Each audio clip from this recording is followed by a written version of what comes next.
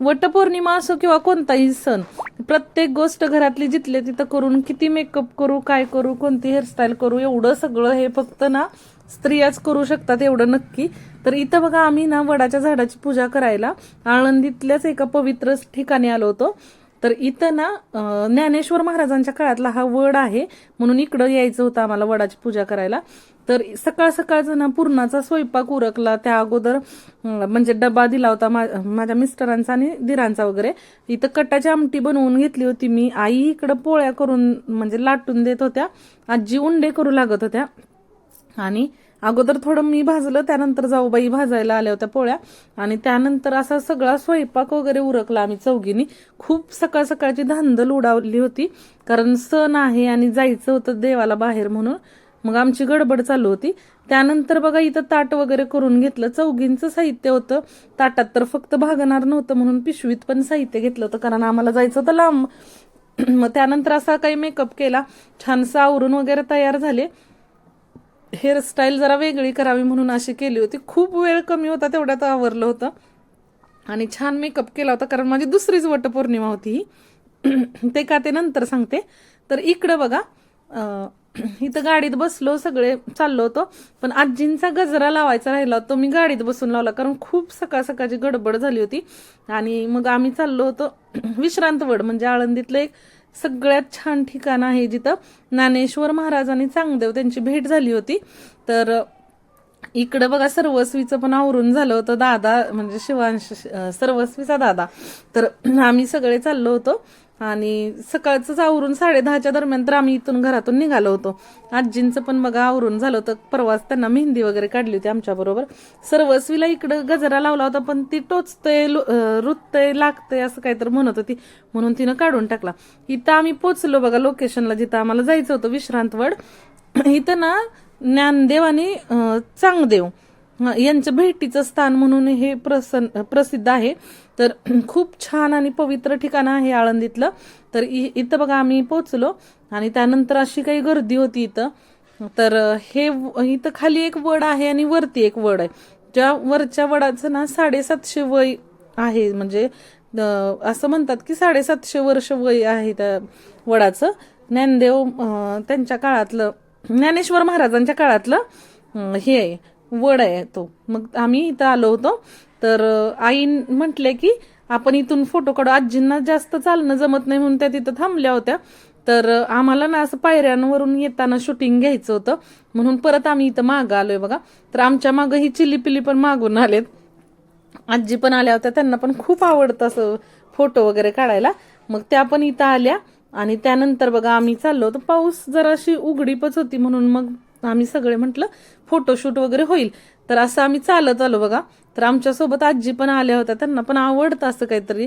मग त्यानंतर आम्ही शूटिंग वगैरे काढलं आणि इथं पूजा करायला आलो. कुठं जावं म्हणजे वरती करावी का खाली पूजा करावी असं चाललं होतं, पण थोडीशी गर्दी होती. पण म्हणलं चला भेटून जाईल जागा, म्हणून आम्हाला इथंच करायची होती पूजा. तर थोडा वेळ थांबायला लागलं तरी चालेल, पण याच वडाच्या झाडाची पूजा करायची म्हटलं. त्यानंतर बघा आम्ही इथं येत होतो, तर ह्यांना पण असं बघा सर्वस्वीला आणि शिवांशला चालत यायचं होतं, म्हणून त्यांचं पण शूटिंग घेतलं. एवढं सगळं मी पायात घातलं होतं का, बिचवे, मासोळ्या, जोडवी. आणि इथं येऊन बसलो बघा. आणि इथं बसल्यानंतर ना जागा भेटली की पटकन म्हटलं पूजा करून घ्यायची. या मुलांना चिप्स वगैरे खायला दिलं होतं, कारण ते तर काय एवढ्या पूजा होईपर्यंत थांबणार नव्हते. तर इथं पहिल्यांदा आजी पूजा करून घ्या म्हटलं आजींना. मग त्यांची पूजा चालली होती, थोडंसं शूटिंग घेतलं त्यांचं. सगळ्यांनाच हिरव्या साड्या घालायच्या होत्या, पण आजींची हिरवी साडी गावाला राहिली म्हणून त्यांनी शेवाळी कलरची घातली. तर त्यानंतर बघा जाऊबाई, आई, प्रत्येक जण आपल्या परीनं जशी काय होईल तशी पूजा करायची चालली होती. तर मी म्हटलं तुम्ही सगळ्यांनी करून घ्या, नंतर मी करते माझं शूटिंग करा असं. तोपर्यंत मी करते तुमच्या तिघींचं शूटिंग. तर ना हा वड ज्ञानेश्वर महाराजांच्या काळातला आहे. तर 750 वर्ष वय आहे ह्या वडाच्या झाडाचं, त्यामुळे खूप खूप गर्दी असते इथं. आम्ही पहिल्यांदाच येणार होतो. आई म्हटले मी पण आळंदीत एवढ्या वर्ष राहते, पण मी पहिल्यांदाच येते इथं. म्हणजे घरी कोण असतं नसतं, पप्पा पण जॉबला असतील, मुलं पण जॉबला जात असतील, शाळेत जात असतील, त्यामुळे त्यांना कधी यायचं झालं नाही. पण आज सगळेच आम्ही आलो. आजींची पूजा वगैरे उरकून झाली, त्यानंतर मी पूजा करायला घेतली. मस्त असं वडाच्या झाडाची पूजा करायची म्हटलं, कारण माझा हा दुसराच वटपौर्णिमेचा सण आहे. कारण पहिल्या वर्षी ज्यावेळी माझं लग्न ठरलं ना, तर आठवडाभर अगोदर लग्नाच्या वटपौर्णिमा होती आणि आपल्या इकडे लग्नाच्या अगोदर तर वडाची पूजा करत नाहीत. मग त्यानंतर दुसऱ्या वर्षी असं झालं की सर्वस्वी झाली होती आणि ती 1 महिन्याची पण नव्हती. आणि आपल्या इकडं ना, म्हणजे आमच्या इकडं तरी असं असतं की डिलेवरी झाल्यानंतर 1.25 महिना देवाचं काहीच करत नाहीत. त्यामुळं मग तेव्हा पण नव्हतं भेटलं. मग गेल्या वर्षी माझी पहिली वटपौर्णिमा होती आणि ही माझी दुसरी वटपौर्णिमा आहे. त्यामुळं मी म्हटलं माझ्याकडे हिरवी साडी, आपण सगळ्याच हिरव्या साड्या घालूया. ही ना माझी डोहाळे जेवणाची साडी आहे, जी माहेरवरून येते. ती खूप छान साडी आहे, पहिल्यांदाच घातली मी डोहाळे जेवणानंतर आणि एवढी छान चापून चुपून बसते ना, अजिबात फुगत वगैरे नाही. तर खूप छान साडी वाटली. सगळ्यांनीच असा सेम सेम लुक करायचं ठरवलं होतं. तर इथं बघा वडाची पूजा वगैरे करून घेतली. घरून नैवेद्य करून आणला होता. म्हटलं इथं पक्षी वगैरे येतात, कोणी खाऊन जाईल म्हणून मग इथं नैवेद्य करून आणला होता, तो इथंच ठेवला. म्हटलं सगळे लोक गेल्यानंतर तरी पक्षी नैवेद्य खातील. मग इथंच नैवेद्य ठेवला. पुरणाचा नैवेद्य असं पण नेतातच आपल्या इकडं, पण इथं ठेवू का नको झालं होतं, पण म्हटलं पक्षी खाऊन टाकतील. त्यानंतर इथं वस्त्रमाळ वगैरे घालून घेतली आणि स्वतःलाच मग हळदी कुंकू वगैरे लावून घेतलं. आणि इथं आईंचं चाललं होतं दोरा बांधायचा. तर आई 2 दोरे बांधणार होते. आजींना काही एवढं वाकून नसतं आलं बांधता. आणि खाली ना दिवे वगैरे लावलेले होते सगळ्यांनी, तर ते वाकून बांधताना साडी वगैरे लागेल काय म्हणून आजींना बांधून देणार होते. तर आईनी स्वतःचा एक दोरा बांधला आणि आजींचा एक दोरा बांधला आणि त्यांनी फेरे मारायला चालू केलं. त्यानंतर मी पण असं म्हटलं आपलं पण घ्यायचं फेरे वगैरे मारून. वडाच्या झाडाचं दर्शन वगैरे घेतलं, छान प्रार्थना केली मिस्टरांच्या दीर्घ आयुष्यासाठी. आणि त्यानंतर बघा म्हटलं आपण पण दोरा बांधून फेरे घेऊन घ्यावे, कारण किती वेळ बाळ पण राहणार आहेत पप्पांकडे, त्यांना पण असं सतत आई भोवती फिरायचं असतं. तर इकडं बघा ह्यांचं फेरे मारायचं चालू पण झालं होतं. तर म्हटलं आपण पण घ्यावं करून. आणि जाऊबाई शूटिंग घेत होत्या, कारण त्यांना म्हटलं होतं माझं शूटिंग झाल्यानंतर मग मी तुमचं करते, तोपर्यंत तुम्ही हे करा, व्हिडिओ काढा सगळ्यांचे. तर इथं बघा अशी गर्दी झाली होती ना, खाली पण एक वड आहे तिथं पण गर्दी होती.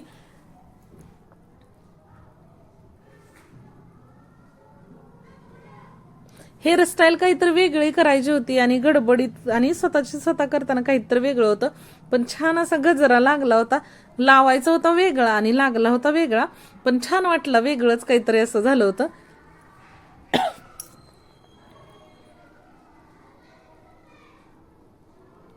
इकडं बघा आजींचं आणि आईंचं वडाच्या झाडाची पूजा होत आली होती, म्हणजे फेरे तर मारून होत आले होते त्यांचे आणि माझी नुसती सुरुवात झाली होती.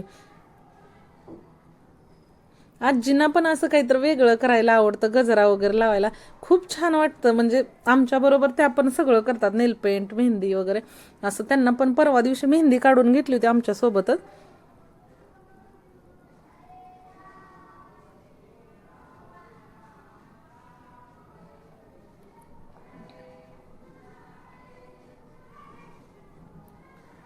एवढा मोठा वड होता की हे दोरांना 2-3 ह्याला पुरल का नाही असं झालं होतं फेऱ्यांना, कारण खूप मोठा वड आहे हा. तर त्याला ना जोड देऊन देऊन आम्ही सगळ्यांनी ना, म्हणजे सगळ्याच बायकांचं असं झालं होतं की दोरा पुरतोय की नाही, 3 फेऱ्यातच तो दोरा संपेल असं वाटत होतं. मग जोडून जोडून परत आम्ही पुढं असं हे केलं, 7 फेरे मारले. काही काही बायकांनी तर मशीनचा दोरा आणला होता, कारण तो जरा जास्तीचा असतो ना. पण म्हटलं जाऊ देत, आपण हा आणलाय तर जसं जमल तेवढं म्हणजे जोड देऊन करायचं, कारण खूप मोठा वड आहे. म्हणजे गेलं तर 1-2 मिनिटं लागायचं, गर्दीमुळे असेल कदाचित, पण फिरून येईपर्यंत. आणि गर्दीच तेवढी होती, कारण एवढं पवित्र स्थान आहे ना इथं. ज्ञानेश्वर महाराज आणि चांगदेव यांचे इथं ना हे झालं होतं, भेट झाली होती. म्हणजे चांगदेव होते ना, ते वाघावर बसून सर्प म्हणजे सापाचा चाबूक करून ते घेऊन आले होते ज्ञानेश्वर महाराजांना भेटायला. तर खूप अहंकार होता त्यांच्याकडं. आणि ज्ञानेश्वर महाराज, निवृत्तीनाथ, सोपानदेव आणि मुक्ताबाई एवढे 4 जण दगडी भिंतीवरून त्यांना इथं भेटायला आले होते. त्यामुळे चांगदेवांचं ना गर्वहरण झालं आणि ते ज्ञानेश्वर माऊलींना पण शरण गेले. मग त्यांचं भेटीचं स्थान म्हणून हे इथं प्रसिद्ध होतं.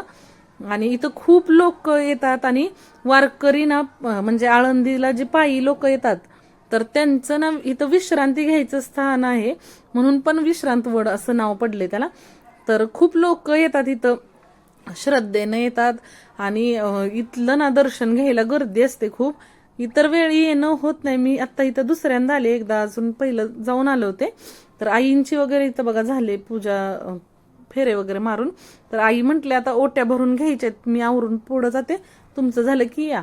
तर आई इकडं ओटी भरायला साहित्य घेऊन चालल्या होत्या.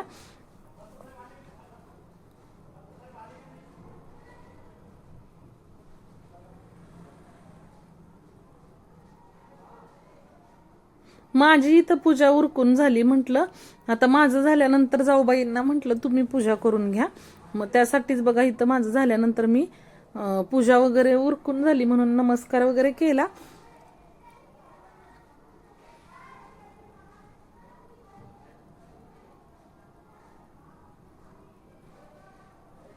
त्यानंतर बघा इथं जाऊबाईंनी पूजा करायला सुरुवात केली आणि इथं ना त्यांचं मी शूटिंग घेत तर या मुलांचा बघा किती गोंधळ चालला होता तिथं.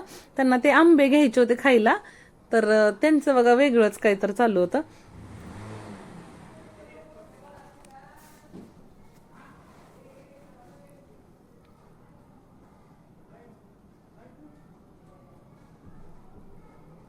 जाऊबाईंची पूजा झाली त्यानंतर बघा आम्ही इथं असं फोटोशूट केलं थोडंसं. खूप छान वाटत होतं. एवढा मेकअप केला होता ना, सर्वस्वी लहान होती तेव्हा मेकअप केला तरी ना असं व्हायचं की तिला सतत घ्यायला लागायचं. आता तिची ती खेळती त्यामुळे एवढं काय वाटत नाही, मग मेकअप केला तरी काय नाही. त्यानंतर बघा आम्ही इथं ओटी भरायला चालू केली. 5 बायकांची ओटी भरायची होती. तर मग इथं बघा आम्ही ओटी भरायला चालू केलं, एकमेकींच्या ओट्या भरून घेतल्या. असले समारंभ म्हणजे असले सण वगैरे असतात ना, तर खूप भारी वाटतं असं नाही का. किती कुठल्या बायका वेगवेगळ्या असतात, एकत्र येतात, छान छान असं म्हणजे देवाण होती प्रत्येक गोष्टीची. आणि म्हणजे खरंच आपल्या परंपरा छान आहेत. म्हणजे खरंच हिंदू संस्कृतीत छान सण वगैरे सेलिब्रेट केले जातात, मला खूप आवडतात. म्हणजे बघा ना, सगळ्याच अशा एवढं काम करून आलेले असतात पण चेहऱ्यावर एक वेगळीच म्हणजे त्यांच्या ना आनंद असतो. सण म्हटलं की कार्यक्रम असेल किंवा सण असेल तर एवढं बायकांना काम असतं, पण त्यातूनही त्या मेकअप करून वगैरे एवढ्या खुश राहतात, मुलांना सांभाळून घरच्यांचं सगळं जिथल्या तिथं करून. खरंच ना या बायकांनाच फक्त जमू शकतं हे.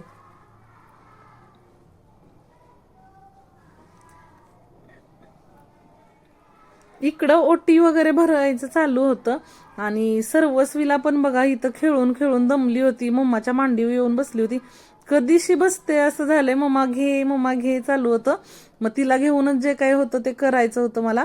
आणि शिवांश पण इथं येऊन कंटाळला होता, खूप वेळ झालं म्हणजे जास्त वेळ गेला गर्दी असल्यामुळं.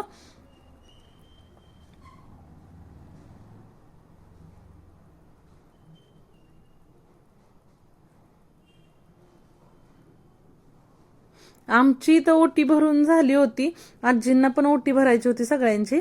आणि आम्हाला अजून थोड्याशा बायका कमी पडत होत्या ओटी भरायला, म्हणून मग ना आम्ही आजींना वगैरे दुसऱ्या 2 बोलवलं आणि त्यांची ओटी भरायला घेतली. तर इथं सर्वस्वी आणि शिवांशना खूप कंटाळले होते. म्हणजे बराच वेळ ते खेळले बरं का, पण आता असं झालं होतं की त्यांना किती वेळ खेळू आणि काय, म्हणजे मुलं आहेत शेवटी, आई पाहिजेच म्हणून मग येऊन बघा मांडीवर वगैरे बसले होते. असं खेळायचं त्यांनी बंदच केलं होतं, पण खूप त्यांनी साथ दिलं त्यामुळे आमचं सगळंच जिथल्या तिथं छान झालं. या 2 आजींना आम्ही बोलवलं होतं, तर त्या आजींना म्हणत होत्या की गाणं वगैरे म्हणा. त्यामुळं म्हणजे आजींना तर काही म्हटलं मला एवढं जमत नाही, तर खूप म्हणजे अशा त्या आजी छान होत्या, 2 आल्या होत्या त्या.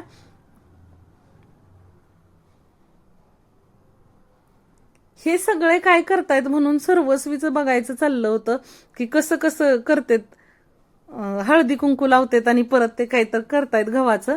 तर ती ना हळदी कुंकूमध्ये बोट बुडवलंय तिनं आणि मला म्हणते की मम्मा मी पण करते तुला, मी पण करतो तुला, अशी दादासारखं म्हणते. मग तिनं ना सगळं बघून बघून घेतलं आणि तिनं पण चालू केलं मला हळदी कुंकू वगैरे लावायला.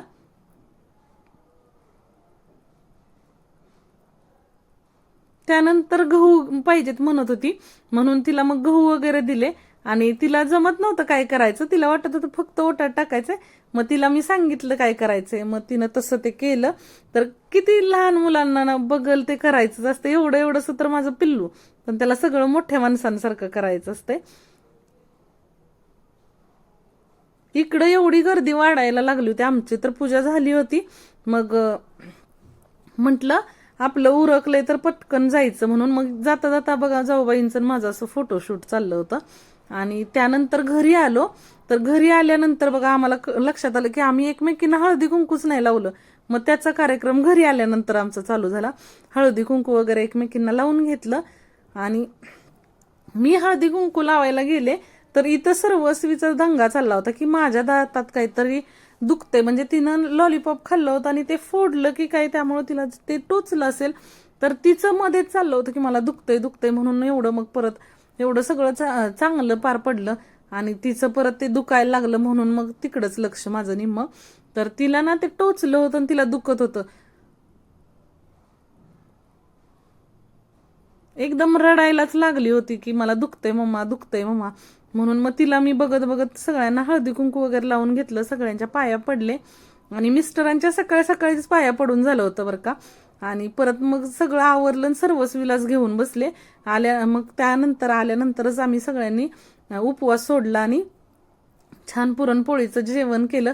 खूप छान वाटलं, एवढी सगळी दगदग झाली पण एवढा छान कार्यक्रम म्हणजे भारी वाटलं नाही. खरंच भारी, म्हणजे सण असेल तर ना खुश फक्त बायकाच राहू शकतात एवढं काम करून.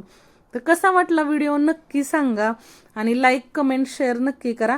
आणि इकडे बघा आईंचं